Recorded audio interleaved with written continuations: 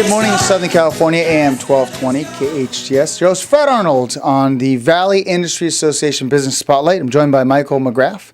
Michael McGrath is a advisor with EP Wealth Advisors. I was looking at Michael's bio, and I liked most that he has been married to Shelley for 17 years with 4 children. I have 4 children. Garrett, Brody, Aaliyah, and Colette. Well, welcome to the show. Well, thank you very much, Rap. So you have a lot of reason to be a wealth advisor because you better start building wealth with 4 children. Well, that's actually how I started, to be honest with you. My wife and I got married as we joked at recess. We were really young, and we had Garrett early, and so I had to figure this out. So I decided just to be a student of that, and it turned out to be ended up being a career. So it was kind of an accidental thing, but that's kind of the heart I bring to families. It's like I've been there, I am there. Let's figure this out. You've been a part of it, yeah. Yeah, exactly. Because it's not expensive. I'm going to throw away the questions. I just want to ask you. Yeah, go ahead. How do you start? Like someone comes in and they're a young family. Yeah. What are some of the basics you talk about or you ask questions about to build a base so someone can start building wealth? Because they always think of wealth as something more grand than really just starting with your 401k or starting with some real basics. Yeah, well, I think for us, and for me personally, a lot of it is non-financial in the beginning. Because the financial aspects will come when you talk about what kind of insurance you should buy for life insurance and those kinds of things. But I really want to know and understand what's important to the family, to the husband, father, kids, what their plans are, goals are, because that's going to set the tone. Because investing or doing insurance, it's all about purpose. A lot of times guys in our field, in my field, we tend to get lost in the details and the weeds of, PE ratios of one stock versus another, or this fund's better than that one. But it's really about the purpose and why they're investing and why they're building wealth, what it's for. And so it seems kind of awkward when someone comes in my office and they're expecting some sort of pitch with 17 pages of graphs, and I got a yellow pad, and I said, well, tell me about what's important to you about your money. And then we start from there and build. So it becomes more of a relationship that way. It also makes it so that those feel like they're heard.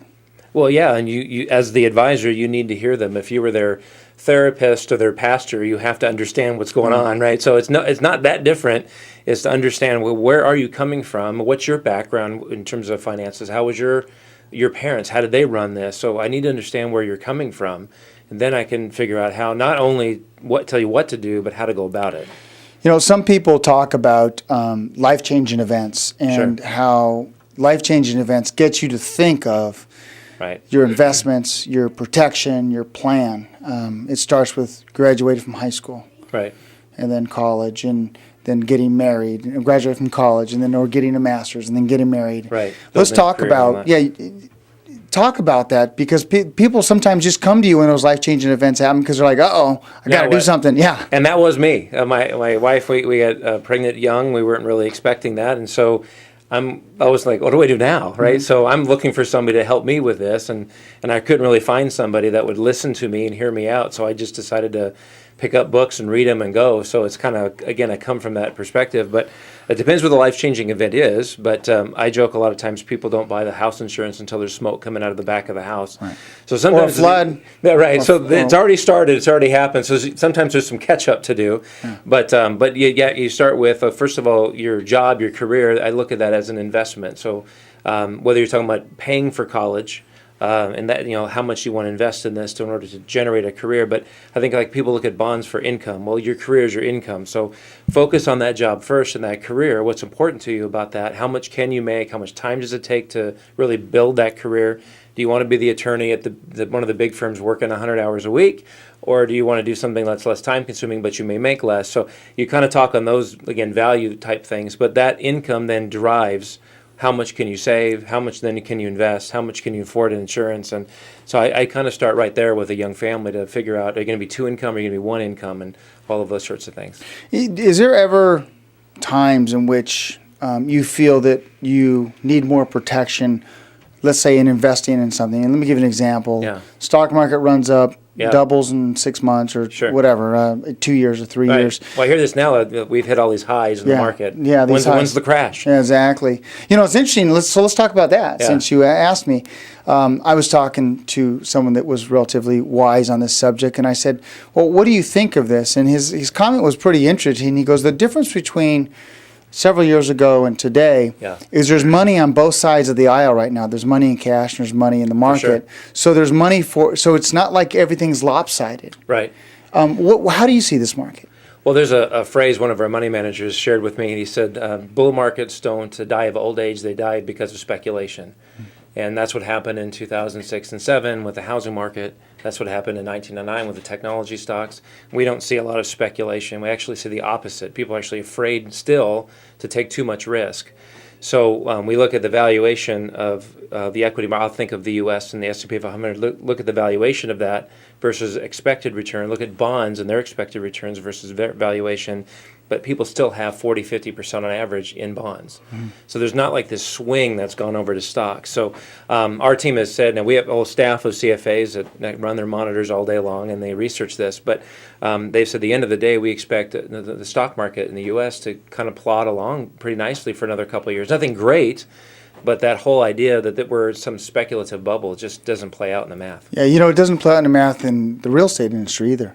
No. As a mortgage professional. Absolutely. There's too many people that have sat on the sidelines still that need housing, that there's plenty of money out there.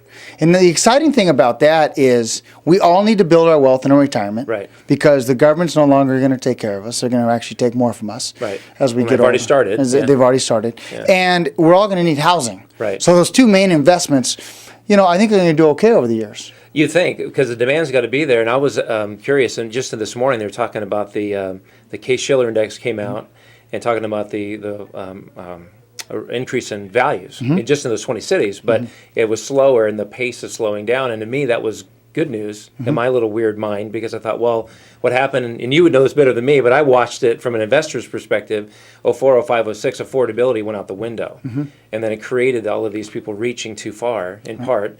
I don't see that happening right now. I mean, the sales are higher, numbers of sales, but the valuation of these homes isn't rising so fast that people can't afford them anymore. Yeah, and one blessing's been these low interest rates, because we can afford a little more expensive of a home. And when rates go up, housing values will soften a little bit because because of the affordability. And affordability is what it's all about. So, well, I enjoyed it. Could you mind staying for one more segment? Yeah, sure. I really enjoyed this edition. But those that want to get your phone number now, reach out to you now. Yeah, my number, direct line for me is here in town, 661. It's 505-3162. 3162. So that goes right to me. Absolutely. Ladies and gentlemen, Michael McGrath, a investment professional, if you will, with epwealth.com. Well, this is Fred Arnold. I hope you've enjoyed this segment of the Valley Industry Association Business Spotlight on AM 1220 KHTS.